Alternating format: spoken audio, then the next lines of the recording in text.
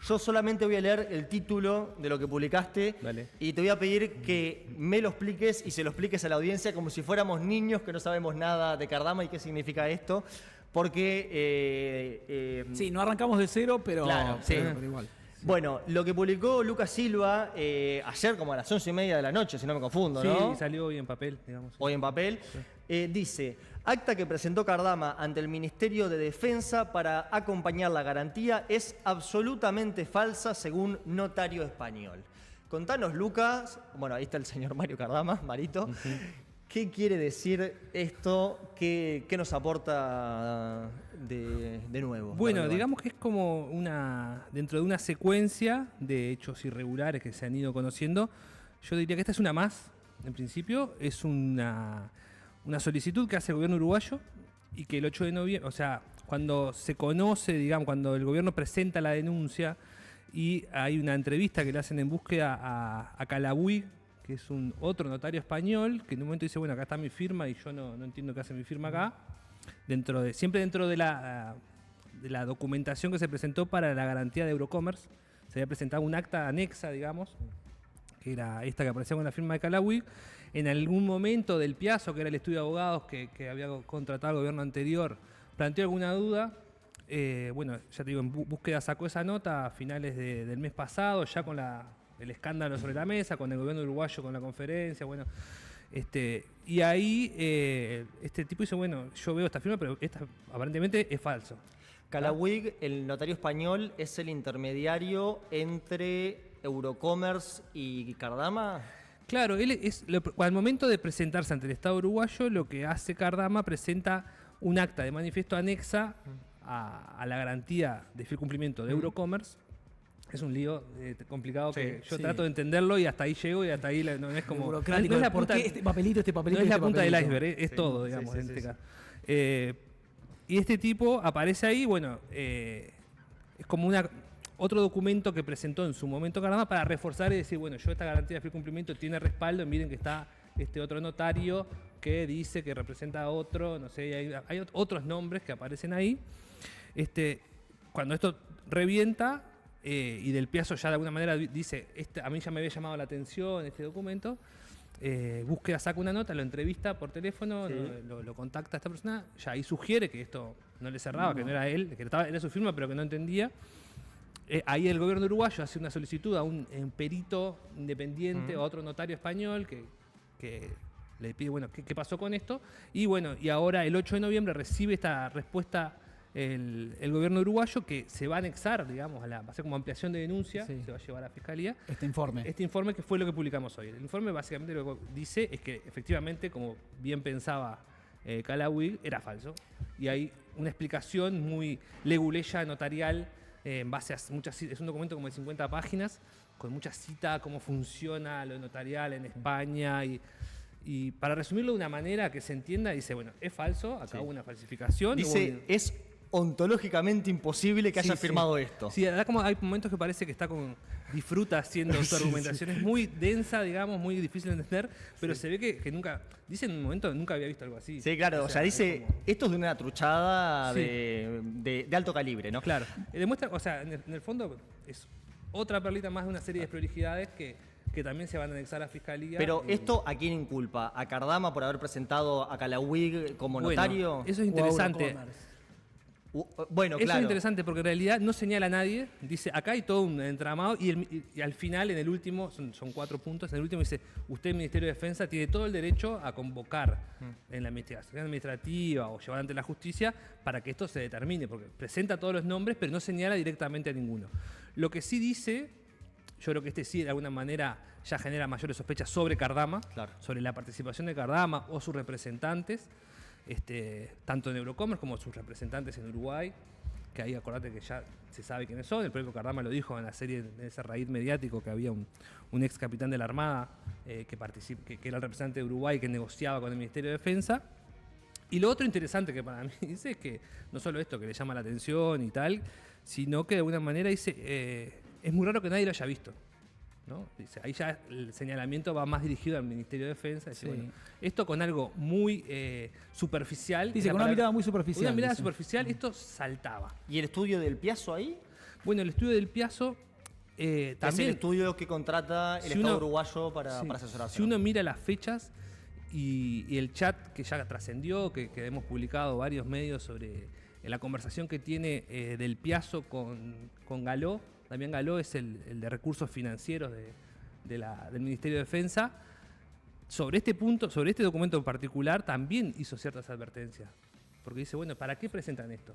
Hay como una apariencia de querer mostrar ahí va, que... Eso es lo que yo iba a preguntar, porque a mí lo que me emerge es normal que en este tipo de contratos, en este tipo de resoluciones, se presente, además de la garantía de fiel cumplimiento, un documento notarial diciendo, ojo que esta garantía es buena, ¿eh? Bueno, ¿Por qué tenés que presentar eso? En cierta medida, este informe que se conoció hoy, el que publicamos, dice, no entiendo mucho para qué.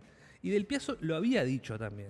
Hay como eso lo sugiere y lo plantea explícitamente este nuevo notario español que presentó este informe.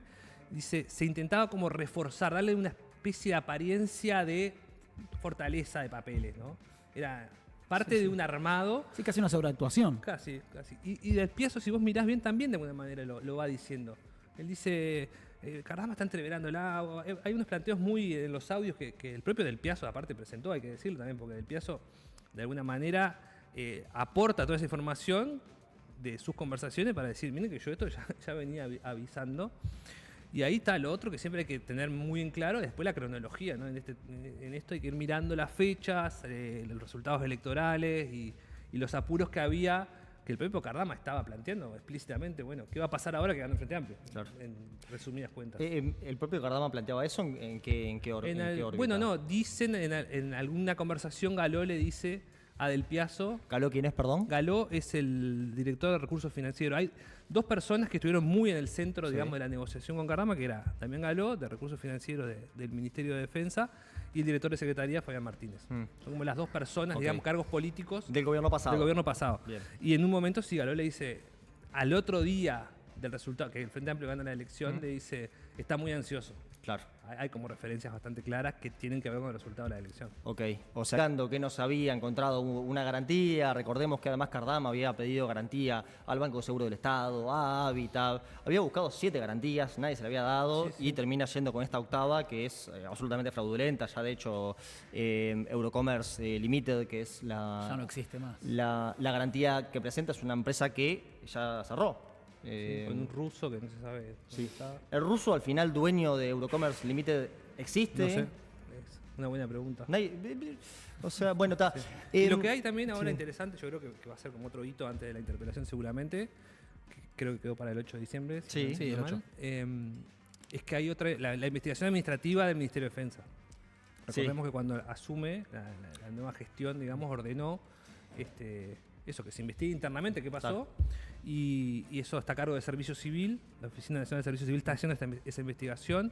Ya hay declaraciones de algunos oficiales y gente. Ahí es como mucho más, va a haber mucho más militar opinando sobre lo que pasó. Claro. Gente que estuvo cerca, gente que advirtió, gente que formó parte. O sea, no cuestiones técnicas, sino procedimentales. Procedimental de cómo fue el armado. De hecho, recuerden que hay un oficial, Muso, que renunció en un momento. Aparentemente esa persona estuvo declarando 6 horas ante el Servicio Civil.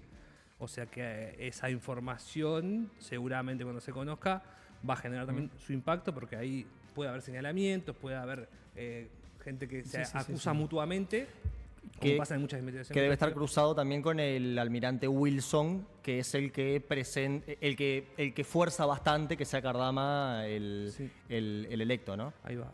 Debe haber ese tipo de señalamientos, como bien planteás. Yo no lo conozco todavía, digo, eso se está terminando, se sabrá la semana que viene aparentemente. Y también eso sale antes de la interpelación. Hasta hace un tiempo por los plazos que más o menos se había estipulado, la propia Lazo en algún momento lo dijo, tendría que ser ahora, o sea que sí, sería antes de la interpelación, y es algo que es muy sensible para la Fiscalía, para el fiscal Machado, que tomó esta investigación, seguramente también. Claro. Acordate, hay una primera denuncia del gobierno y después se van sumando nuevos elementos, se va aportando a la denuncia. Claro. O sea, toda esta investigación administrativa del Servicio Nacional, del Servicio Civil va a la justicia también. Va a ir a la suma justicia, sí, al expediente. Claro.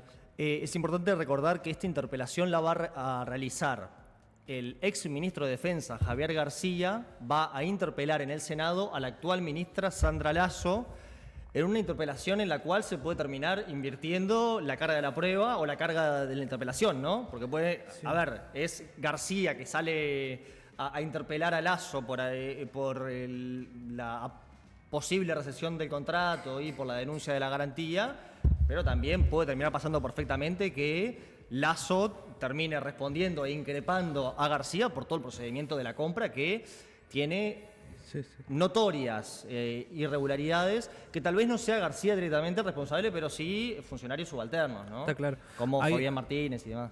Ahí hay una... Seguro que va a estar buenísima esa interpelación. Sí, para seguir. eso va a ser una bomba. Y pero ya lo veo a Lucas mirando las 20 y pico de horas que dura esa interpelación ahí. Ahí capaz que vuelvo a consumir Cardama, ¿eh? ¿Viste? Pero ahí siempre creo que hay un reflejo que hay que tener, o que uno intenta tener, que es, obviamente, el tiroteo político va a estar, es comprensible, se van a tratar de sacar ventajas políticas, pero también buscar siempre de estos episodios a ver qué hay que nos sirva más como para adelante, no sé, como ver qué hay de todo esto que sirva para policy, digamos, para decir, bueno, vamos a plantear discusiones de fondo que no involucren a un bando o al otro.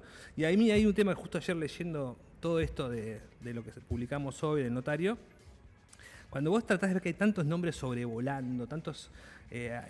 eso tan difícil de armar y de explicar luego, de gente interesada en defraudar al Estado, en hacer...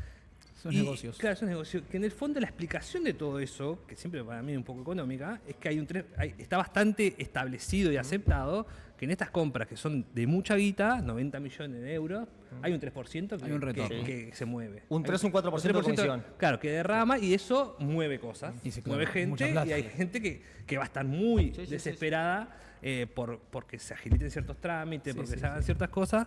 Y porque salga uno u otro. Claro. Y esa situación no es ni de la coalición ni del Frente Amplio. Esa es una situación de algo que está establecido en torno a las compras militares y a otro tipo de licitaciones con el Estado. Bueno, que es algo que vos abordaste mucho en el libro de Astesiano, que no te enfocaste solamente en el personaje Astesiano, sino en cómo funciona todo el lobby en torno a un conjunto de empresarios que con tal de licitar y de conseguir compras públicas y de ser la empresa que le ofrece el servicio al Estado, está dispuesto a muchas cosas, ¿no? Sí, sí. Y habían encontrado en Astesiano una puerta de entrada muy fácil a presidencia, ¿no? Sí, pero también había información, más allá de Astesiano, de cómo operaban estos. De hecho, la propia Vertical Sky, que era una empresa de militares retirados, la que después fue señalada y incluso que la justicia lo comprobó, que habían pedido información sobre Charles Carrera y Mario Vergara, esa empresa también estaba muy interesada en la compra de las patrullas oceánicas. Ah, mirá, en ese Vertical caso, Sky también. Vertical Sky eran lobistas de Hyundai, que son mirá. la coreana, Sí. y hay conversaciones en las cuales es interesante ver cómo también funciona esas charlas y esa necesidad de incidir, sea en las autoridades del Ministerio de Defensa, sea en el propio presidente, en ese caso. Ahí había como voluntad de llegar al presidente y decir, bueno, mire que nuestros equipos son mejores que otros. Y también como la geopolítica entrando en eso, China, Estados Unidos, siempre uno tratando de defender su negocio desde diferentes maneras, digamos, ¿no?